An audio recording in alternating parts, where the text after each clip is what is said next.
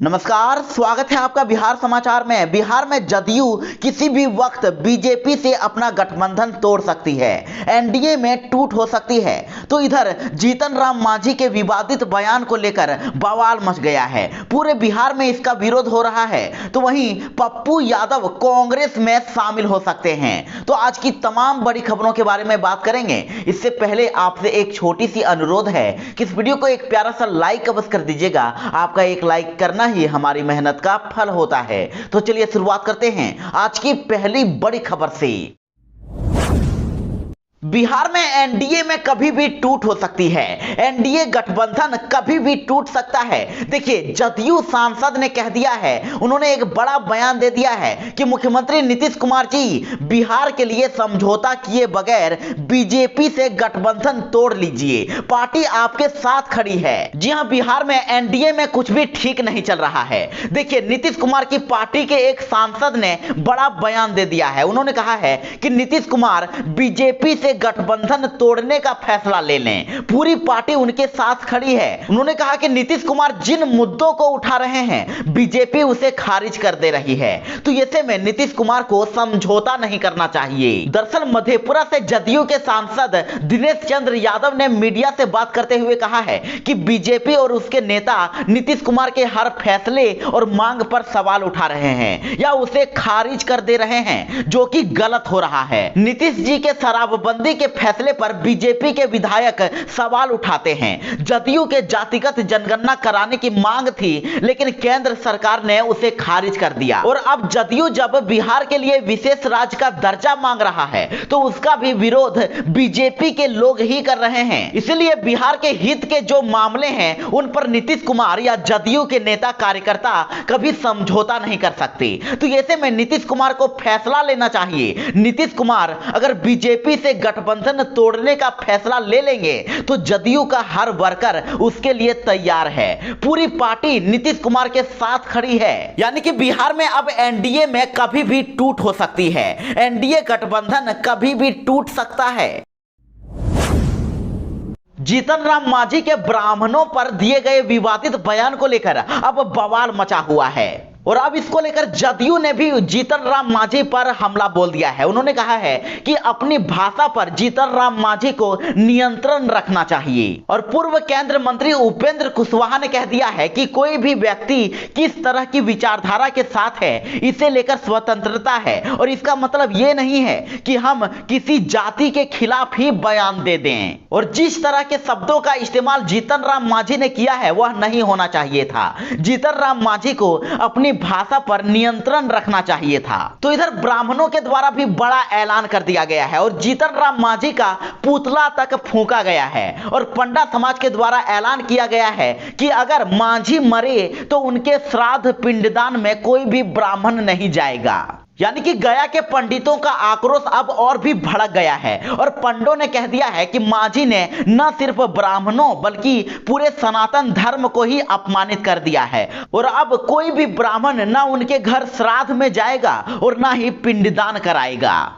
और इससे पहले गया के ब्राह्मणों ने आक्रोश मार्च भी निकाला था और मांझी के खिलाफ जमकर नारेबाजी भी की थी। लोगों ने जीतन राम मांझी का पुतला भी फूंका था। और यही नहीं, मांझी पर अब कार्रवाई की मांग की जा रही है। पटना और पूर्णिया में उनके खिलाफ केस दर्ज कर दिया गया है। तो वहीं राज्य मानवाधिकार आयोग में इसकी शिकायत भी कर दी गई है।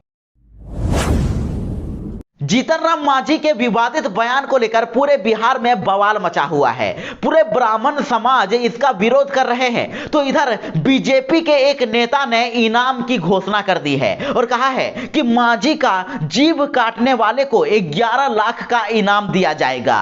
जीतन राम मांझी के बयान पर बयानबाजी लगातार जारी है, और इस बार बीजेपी के एक नेता ने आपत्तिजनक बयान दे दिया है। उन्होंने जीतन राम मांझी का जीभ काटने वाले को 11 लाख रुपए का इनाम देने का ऐलान कर दिया है। और आपको बता दें कि बीजेपी प्रदेश कार्यकारिणी के सदस्य व अंतर्राष्ट्रीय हिंदू महासभा के महासचिव गजेंद्र झा ने यह बयान दिया है। उन्होंने कहा है कि ब्राह्मण का बेटा यदि मांझी का जीभ काट कर लाता है तो उसे वे इनाम के तौर पर 11 लाख रुपए देंगे और साथ ही जिंदगी भर उसका भरण पोषण भी करेंगे। उन्होंने कहा कि जीतन राम मांझी मानसिक तौर पर बीमार हैं। उन्होंने अपनी संवेदनाएं खो दी है, लेकिन एक बार नहीं, वो बार बार इस तरह का बयान देते हैं जिसे ब्राह्मण समाज कतई बर्दाश्त नहीं करेगा। तो इधर बीजेपी के बयान पर अब हम पार्टी के प्रवक्ता डॉक्टर दानिश रिजवान ने इसका पलटवार कर दिया है और दानिश रिजवान ने कह दिया है कि किसकी मां ने दूध पिलाया है जो मांझी जी का जीभ काट ले।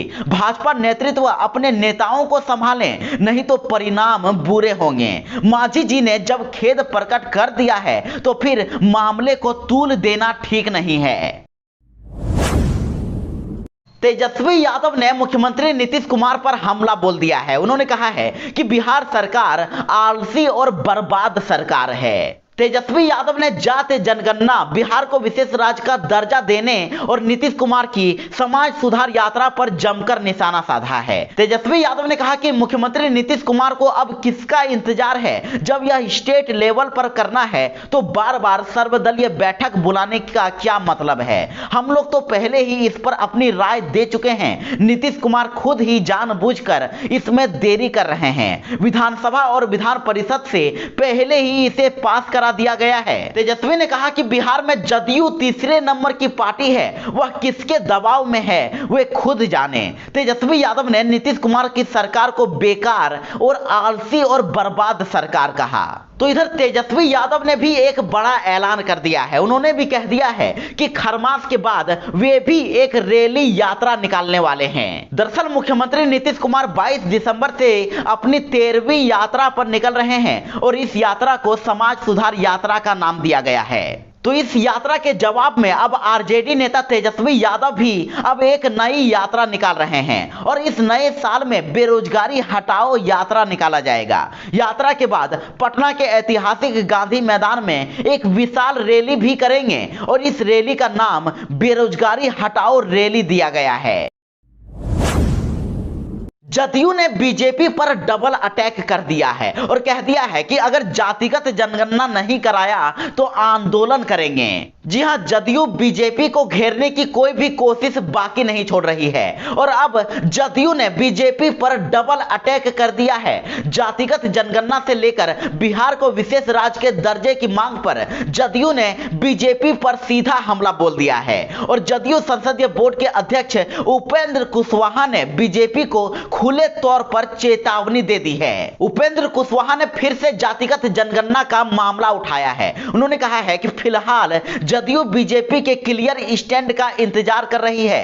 केंद्र में बीजेपी की सरकार है और फैसला उसे लेना है। जदयू इंतजार कर रही है और अगर बीजेपी ने कोई फैसला नहीं लिया तो फिर जदयू हर जरूरी कदम उठाएगी। उपेंद्र कुशवाहा ने कहा कि जदयू जातिगत जनगणना कराने के लिए निश्चित तौर पर आंदोलन करने पर विचार करेगी। उपेंद्र कुशवाहा ने बिहार को विशेष राज्य के दर्जे पर भी बीजेपी को घेरा।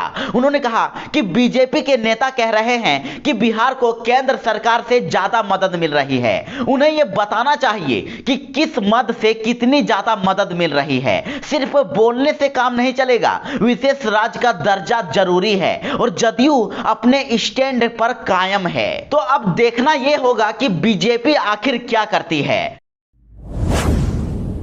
तो इधर पप्पू यादव ने अब कांग्रेस के साथ जाने का संकेत दे दिया है। अब जाप पार्टी कभी भी कांग्रेस के साथ विलय कर सकती है। पप्पू यादव ने कहा है कि 2024 का लोकसभा और 2025 का विधानसभा चुनाव बिहार की दिशा और दशा को तय करेगा। जन अधिकार पार्टी अपने समान विचारधारा वाली पार्टी के साथ गठबंधन या फिर विलय करेगी और इसका फैसला पार्टी के सभी नेता और कार्यकर्ता मिलजुल कर करेंगे। पप्पू यादव ने कहा कि देश के हालात अच्छे नहीं हैं, किसान से लेकर नौजवान तक सड़कों पर संघर्ष कर रहे हैं। उन्होंने आरोप लगाया कि भाजपा और संघ के लोग देशवासियों को जाति और धर्म के आधार पर बांटकर राजनीति कर रहे हैं। उन्होंने कहा कि राहुल गांधी में सबको साथ लेकर देश को आगे बढ़ाने की क्षमता है। कांग्रेस ही एकमात्र ऐसी पार्टी है जो सबको साथ लेकर चल सकती है। कांग्रेस के नेतृत्व में ही देश में एक मजबूत विपक्ष तैयार होगा। यानी कि अब पप्पू यादव कांग्रेस के साथ जा सकते हैं। पप्पू यादव ने बड़ा ऐलान कर दिया है कि जाप पार्टी अब अपने समान विचारधारा वाली पार्टी के साथ ही गठबंधन या फिर विलय करेगी। जीतन राम मांझी शराबबंदी को लेकर काफी बड़े बड़े बयान दे चुके हैं। उनका कहना है कि बिहार में शराबबंदी कानून में थोड़ा बदलाव होना चाहिए। तो अब नीतीश कुमार ने शराबबंदी को लेकर बड़ा बयान दे दिया है। उन्होंने कह दिया है कि बिहार में शराब इम्पॉसिबल है।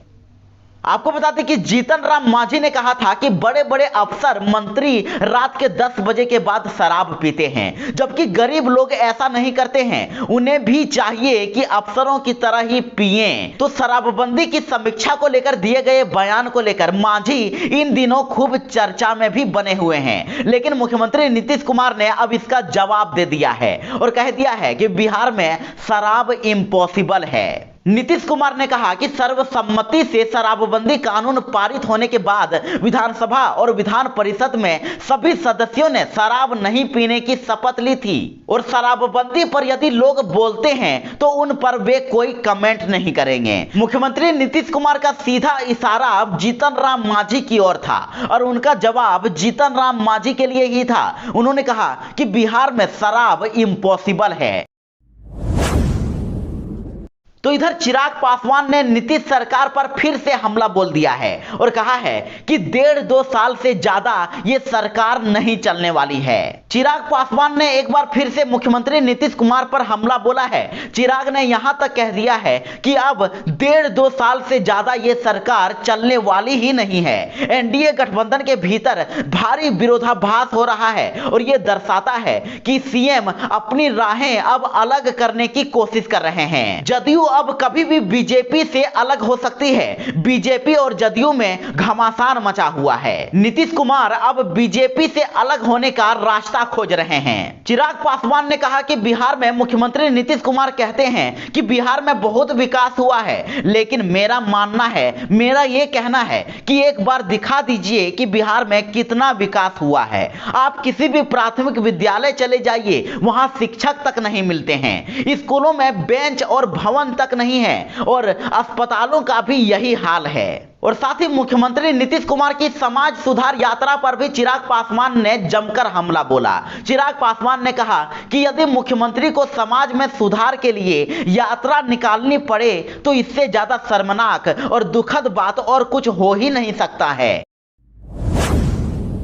बिहार में खाद की भारी किल्लत है, तो इधर किसान नीतीश सरकार का काफी ज्यादा विरोध कर रही है। किसान अब सड़क पर उतरकर हंगामा कर रहे हैं और इधर सुपौल में भी खाद को लेकर किसानों का हंगामा लगातार जारी है। तो इधर खाद लेने के लिए त्रिवेणी नगर बिस्कोमान पहुंचे किसानों ने त्रिवेणी नगर पुलिस पर लाठी चार्ज का आरोप लगाया है और बिस्कोमान के सामने NH 32/7E को जाम करके हंगामा भी किया है। और किसानों ने आरोप लगाया है कि किसानों की भीड़ बिस्कोमान में खाद के लिए जुटी थी और पुलिस ने किसानों पर लाठी चार्ज कर दिया और जिसमें एक किसान का सिर भी फट गया और जिसे अस्पताल ले जाया गया। तो बिहार में खाद की भारी किल्लत हो गई है और जिसको लेकर किसान अब हंगामा कर रहे हैं। किसान अब सड़कों को जाम कर रहे हैं और लगातार बिहार सरकार का विरोध किया जा रहा है।